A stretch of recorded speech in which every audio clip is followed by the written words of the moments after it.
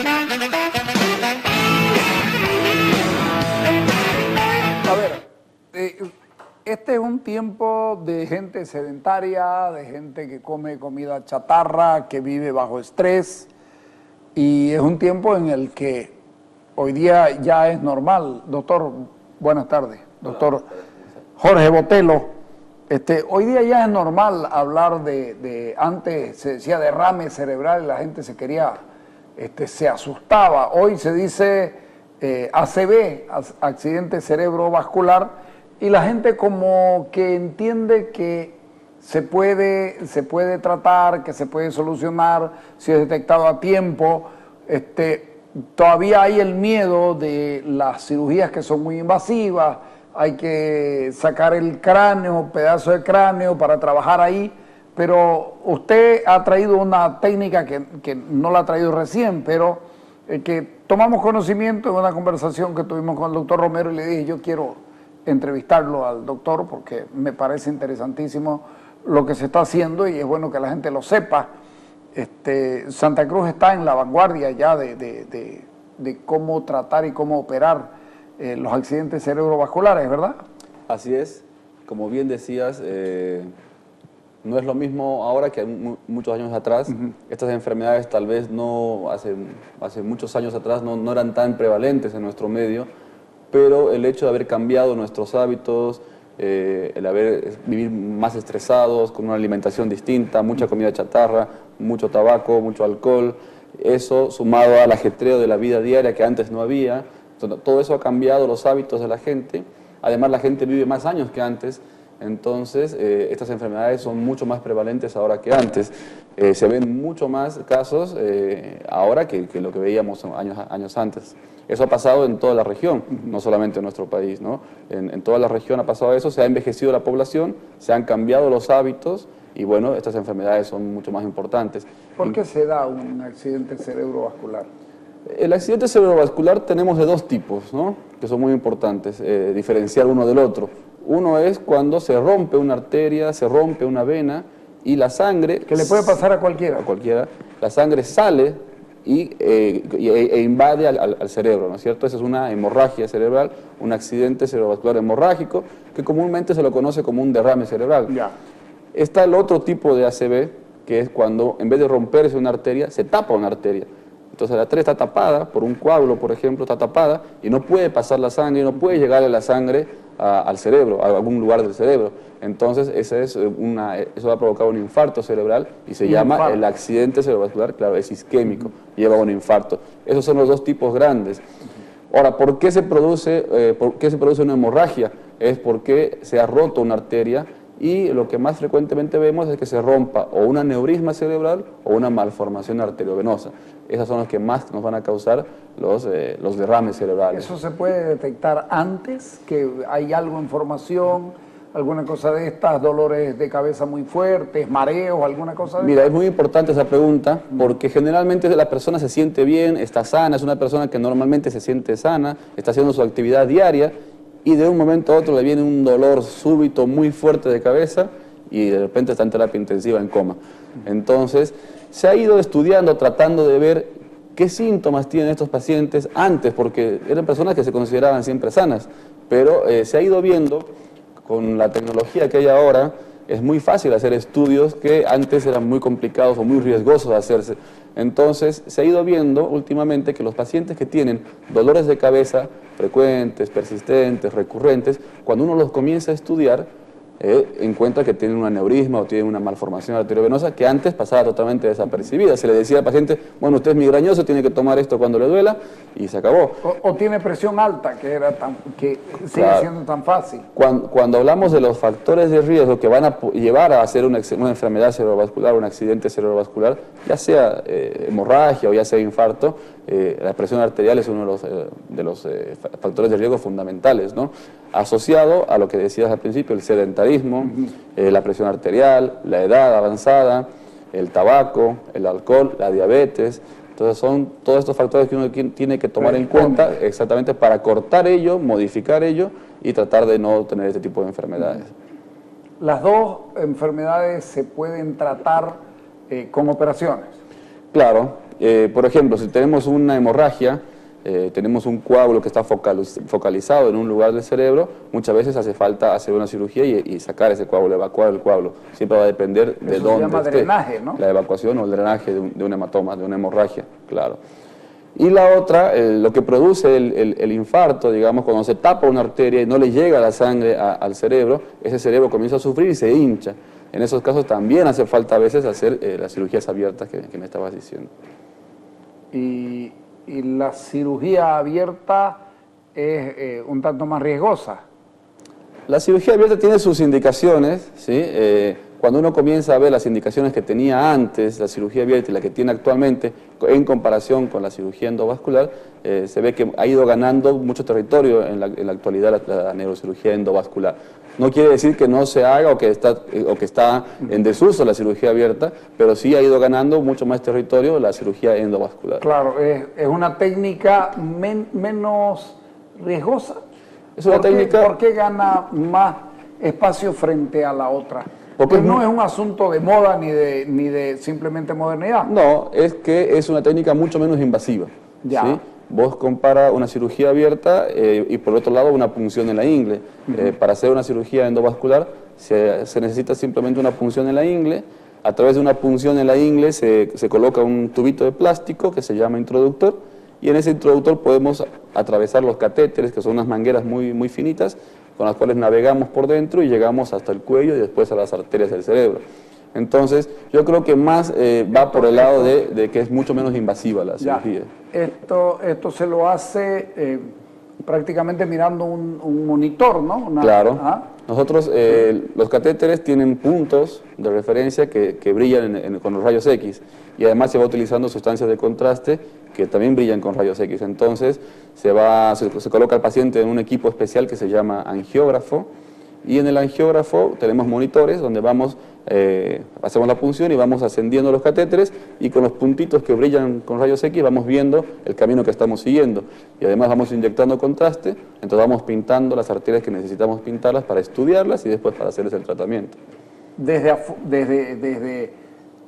manejar un alambre. Desde acá afuera, claro, estamos manejando mangueritas que están guiadas por unos alambres muy finitos que se llaman guías. Entonces los catéteres y las guías van subiendo desde la ingle hasta llegar al cerebro. Una vez llega al cerebro, ¿cuál es el tratamiento? Creo que tenés un par de imágenes ahí. Haceme el favor. ¿Esto de aquí qué es? Eso es una angiografía digital cerebral. Es el estudio de elección de preferencia para analizar toda la circulación del cerebro. Si queremos ver, por ejemplo, si hay un aneurisma, si hay una malformación arteriovenosa, si se ha roto una arteria, si se ha roto una vena, si queremos ver si una arteria está ocluida o está tapada. Entonces, el estudio que más información nos da es que es la angiografía cerebral. Ya. Y esta es una angiografía con reconstrucción tridimensional. Este es un ejemplo de un aneurisma. ¿Estos equipos hay acá? Sí. Porque a veces le muestran a uno lo que está ocurriendo por allá. ¿Esto hay acá? Esto lo estamos haciendo ya hace 4 años en Santa Cruz. Ok. Sigamos. Este es un aneurisma, como ves es un globito que está en la arteria. Ya hemos llegado desde la ingle con los catéteres, hemos atravesado el cuello, hemos llegado al cerebro y hemos entrado dentro del mismo saco del aneurisma. Y estamos rellenando el saco del aneurisma con unos hilos especiales de platino que se llaman coils. Entonces lo vamos rellenando. Muchos de estos hilos especiales tienen un material bioactivo que cuando están en contacto con la sangre comienzan a ganar volumen, entonces van ocluyendo este aneurisma y lo tapan completamente para que ya no haya el riesgo de que se rompa y sangre. Después de eso se forma una cicatriz y queda completamente reconstruida.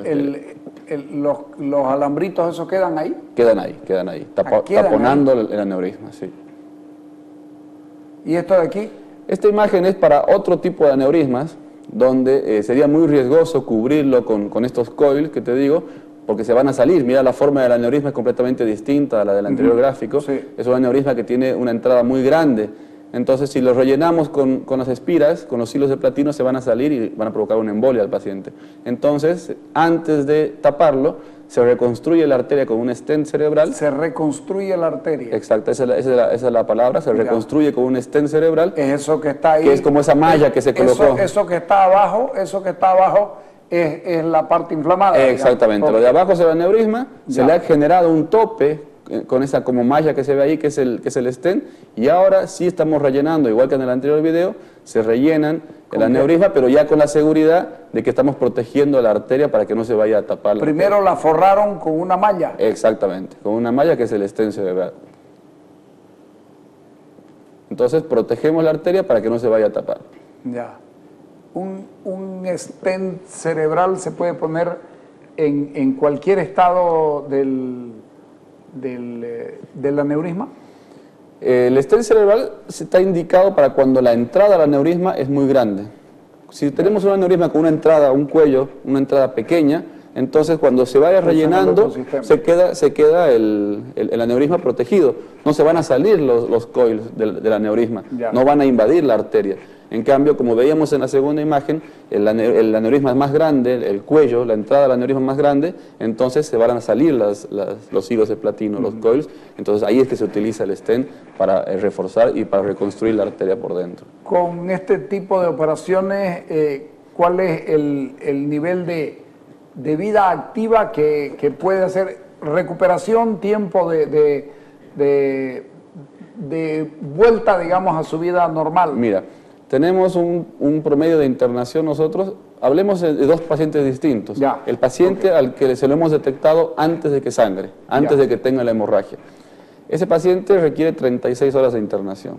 36 horas de internación. Un día y medio de internación. ¿Sí? Obviamente lo operamos, por decirte hoy, pasa la noche en terapia intensiva con todos los cuidados que requiere para prevenir complicaciones inmediatas a la cirugía. Al día siguiente hace una observación de 24 horas en la habitación y después se va de alta. Se le hacen pruebas, por supuesto. Se lo va monitorizando, se ve que la presión esté adecuada, que la coagulación de la sangre esté adecuada, que el examen neurológico esté adecuado y después de 36 horas se va a la casa y puede retomar sus actividades inmediatamente. Ese es el paciente que no ha tenido una hemorragia cerebral. Ahora, el paciente que pero sí, ¿qué es retomar sus actividades? ¿Hacer la misma vida, digamos? lo que estaba haciendo antes de la cirugía. Tanto en su vida familiar, laboral, volver al trabajo inmediatamente, no hay mayores inconvenientes. No es lo mismo el paciente que sí tuvo una hemorragia, al que se le detecta el aneurisma porque tuvo una hemorragia. Ahí hay una serie de factores que entran en juego, porque ya la hemorragia a una persona lo puede afectar muchísimo y a otra persona le puede afectar mucho menos. Hay que ver cuánto sangró, salió mucha sangre, salió poca sangre. Hay que ver si la hemorragia le trajo... invadió. Exactamente, si la hemorragia le trajo otras complicaciones u otras secuelas. Entonces ahí ya la evolución... Eso ya no lo repara la operación. La sangre que ya salió, salió. La operación nuestra, la obligación nuestra es tapar el aneurisma. ¿Por qué? Porque un aneurisma cuando sangra, en las primeras 24 horas tiene altísima chance de volver a sangrar. Y si estamos hablando de un paciente que tiene una hemorragia, que tiene un 50-60% de mortalidad, si este paciente vuelve a sangrar, entonces estamos hablando de un 85% de mortalidad. Entonces, y si vuelve a sangrar por tercera vez, estamos hablando de un 90-99% de mortalidad. Entonces tenemos que tapar el aneurisma lo antes posible para evitar que vuelvan a haber hemorragias. Y una vez lo tapan, tapamos, ¿cuánto tiempo puede durar una operación de esas, digamos, en un cuadro más o menos complicado? Un aneurisma promedio lo estamos embolizando en aproximadamente 1 hora 45, 2 horas. ¿Sí? Un aneurisma muy complejo, bueno, hemos estado a veces 6, 7 horas embolizándolo, ¿no? Cuando son muy complejos o cuando el acceso, acuérdate que nosotros dependemos de cómo son las arterias. Si una persona es joven, sana, sus arterias son muy firmes, las arterias son duras. Tienen mucha aterosclerosis. Una persona, por ejemplo, una persona obesa, hipertensa, diabética, va a tener arterias muy dilatadas, muy gordas, llenas de aterosclerosis por dentro, van a ser muy tortuosas, muy difíciles de navegar por dentro, entonces ahí nos demoramos a veces en llegar al aneurisma. A veces nos demoramos 2 horas, 3 horas en llegar al aneurisma. Llegamos al aneurisma y lo tapamos en 15 minutos, pero todo el procedimiento duró 4 horas, pero fue porque nos demoramos muchísimo en poder llegar. Esas son las dificultades con las que... Es dificultoso. Sí. Cuando operan a la persona con este cuadro complicado, las recuperaciones, ¿en cuánto tiempo son? No, lo mismo, es exactamente lo mismo, salvo que... O sea, técnicamente se hizo, ya está. Exactamente. Si técnicamente conseguimos ocluir el aneurisma y no ha habido hemorragia, estamos hablando de un promedio de 36 horas de internación. Así haya sido muy difícil la cirugía, una vez que ya hemos llegado y lo hemos tapado, estamos hablando de un promedio de 36 horas. el riesgo, porque siempre hay que considerar y preguntarle a la gente, el riesgo de mortalidad entre una y otra operación, o ¿cuál es peor? ¿Cuál es peor? El riesgo peor está demostrado en la literatura, que la cirugía abierta todavía tiene actualmente un riesgo más elevado. Siempre va a depender de qué estamos comparando. No podemos comparar un aneurisma fácil con un aneurisma difícil. Por supuesto. En casos muy iguales, similares, sí. exactamente. Sí. Es así. Ajá. Esta tecnología la están haciendo hace 4 años acá. ¿Por qué la gente se va a otro lado y no se queda aquí? Porque no sabe que la están haciendo, porque finalmente termina siendo cara por el bajo número de pacientes que van, porque en la mayor cantidad de pacientes hace que los costos de los equipos se paguen, porque deben ser equipos muy caros, ¿no? Son equipos caros. ¿Son última generación? Sí, son todos equipos de última generación, con sustracción digital, con reconstrucción tridimensional. Más allá del equipo, del angiógrafo, que es caro, los materiales también son caros. Pero yo te comento una situación por lo que decías, ¿por qué la gente se va afuera? El año pasado, viene un paciente de La Paz, viene a consultarme acá a la clínica, lo estudiamos, le propusimos la embolización y él dice, bueno, doctor, yo ya sabía esto. Ah, bueno, lo averigué en internet. Lo habían visto fácil, él me mostró las tarjetas de presentación de 10 colegas en La Paz y de 2 colegas en Cochabamba, que nos conocen, que saben lo que estamos haciendo, que saben que estamos embolizando, y en este caso no había forma de resolverlo por cirugía abierta. O sea, no le podían ofrecer ellos una opción, pero tampoco le decían de la opción nuestra. Entonces la familia entró a internet, averiguó, consiguió la información de la clínica INCOR, consiguió mi información y se vino a buscarnos a nosotros. Pero no porque lo habían referido los colegas, sino porque la familia en su interés lo buscó. Y otro caso hace poco, lo mismo, de otra ciudad del país, un paciente le dicen que tienen que operarlo y ellos dicen, bueno, vamos a buscar otra opción, y mandaron las imágenes a Estados Unidos. En Estados Unidos un médico dice, bueno, yo sé que en Bolivia hay alguien que hace esto, entra a internet y desde Estados Unidos les pasan el teléfono nuestro, pero no lo pasaron los colegas nuestros. Entonces, ¿por qué los pacientes, o por qué no hay tantos pacientes como me decías antes? Es primero porque no se ha difundido también lo necesario, y segundo porque tampoco hay tanta derivación como debería haber. Ajá. La técnica es la misma, deben haber 2 o 3 escuelas que hacen lo mismo, y la técnica que se aplica es la técnica ¿Dónde hiciste tu curso? En Buenos Aires. Yo estudié en Buenos Aires todo. Ajá, sí. Y es lo mismo que haría un médico en Estados Unidos o en Brasil. Mira, tú puedes ir del punto A al punto B por diferentes caminos y vas a obtener el mismo resultado. Tal vez en Argentina a un paciente le ponen un tipo de stent, en Brasil le ponen otro tipo de stent y en Estados Unidos hacen una técnica distinta con otro tipo de stent. Pero al final lo que se hace es lo mismo. Lo que se hace es lo mismo, sí. Estamos haciendo lo mismo que se hace en los países más desarrollados en este momento. ¿Y económicamente la diferencia entre nosotros y los de afuera?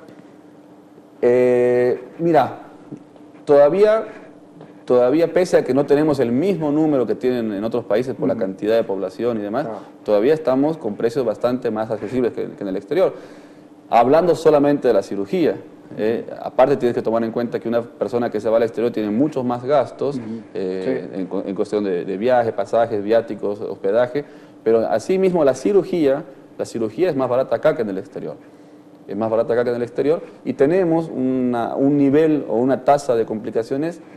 Mira, a nivel internacional se acepta en las cirugías más complejas hasta un 7% de complicaciones y tenemos 2.8 nosotros. Entonces tenemos una tasa de complicaciones bastante baja. 3 de cada 100 personas tienen problemas acá. Algún tipo de complicaciones en la cirugía. Ajá. Es una tasa bastante baja.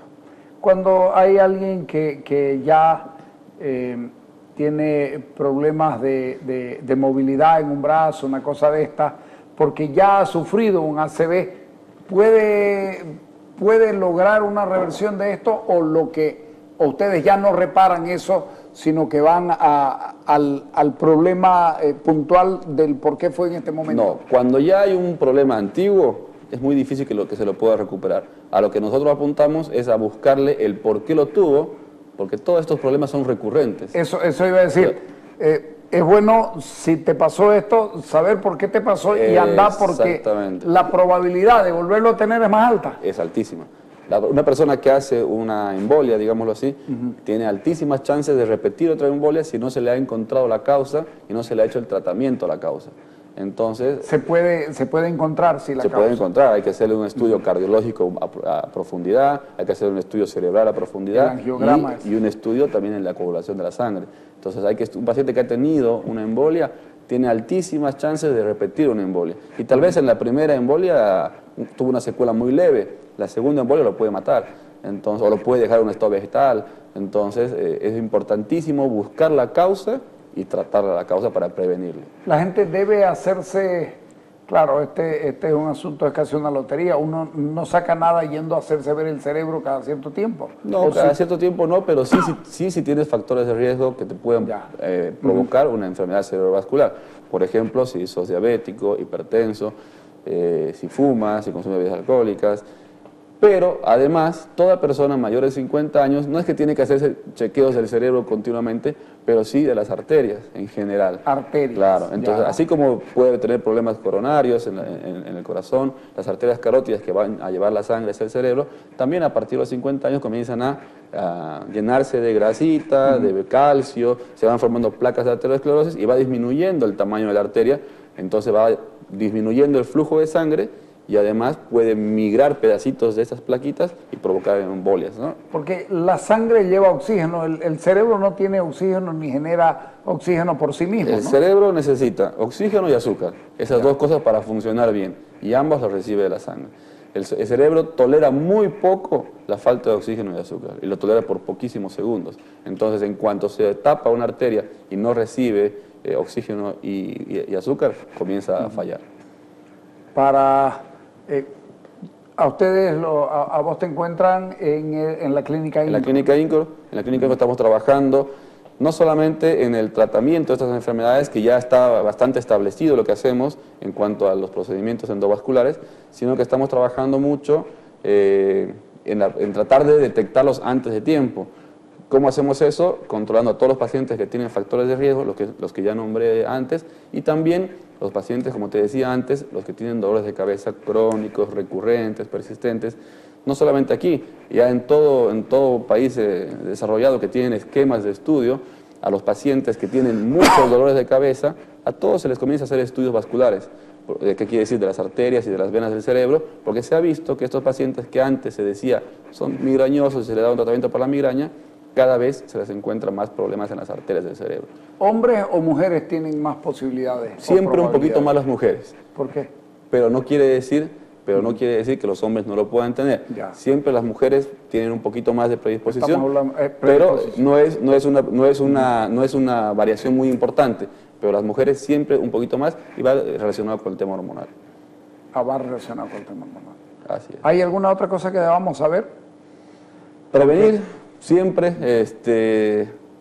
dolores de cabeza frecuentes, hacer consultas, sobre todo en los que son recurrentes, persistentes, que han hecho un tratamiento, otro tratamiento y que no siempre vuelve el dolor de cabeza. Muchas veces se le encuentra alteraciones en las venas o en las arterias, sobre todo del cerebro. Y algo muy importante, hay familias portadoras de estas enfermedades. Hay familias portadoras de estas enfermedades. Entonces, muchas veces cuando uno comienza a indagar en la familia de un paciente que ha tenido una hemorragia, dice, mi abuelo tuvo una muerte, iba caminando y se cayó y se murió, nunca supieron qué pasó. Claro, en esa época no había tanta tecnología y tanta facilidad para hacer estudios, pero ese abuelo seguramente falleció por un aneurisma cerebral. Después tienen la tía que también tuvo un derrame y ellos están internados con una hemorragia. Entonces, o que los tíos o los abuelos o los padres son hipertensos. Exactamente. Sí, son enfermedades que son, hay familias portadoras de estas enfermedades vasculares. Entonces, siempre que hay un antecedente de un familiar que tuvo muerte inexplicada, muerte súbita, un derrame cerebral, una embolia, es bueno que se consulte, que se hagan los estudios para prevenirlos, porque es muy distinto detectar una de estas enfermedades antes de que haya una hemorragia o una complicación severa a que la prevenir. Claro, es prevenir. ¿Con medicamentos? Y con cambios, no, por ejemplo, con hábitos de vida. Con hábitos de vida, hay que controlar siempre los hábitos de vida, pero si vos detectas un aneurisma o una malformación arteriovenosa que no se ha roto, pero el paciente ha consultado por algo, claro, entonces igual tienes que hacer el tratamiento. ¿Por qué? porque no existe un medicamento que vos le vayas a dar a esta persona que le vaya a evitar una hemorragia. O sea, si se ha formado un aneurisma o tiene una malformación arteriovenosa, con ningún medicamento va a revertir eso. Entonces, si se lo detecta, hay que hacer el tratamiento. Okay. Así no se haya roto. Ok, te agradezco por venir. No, por favor, es bueno gracias a usted. aprender estas cosas. Gracias. Ok, vamos al corte.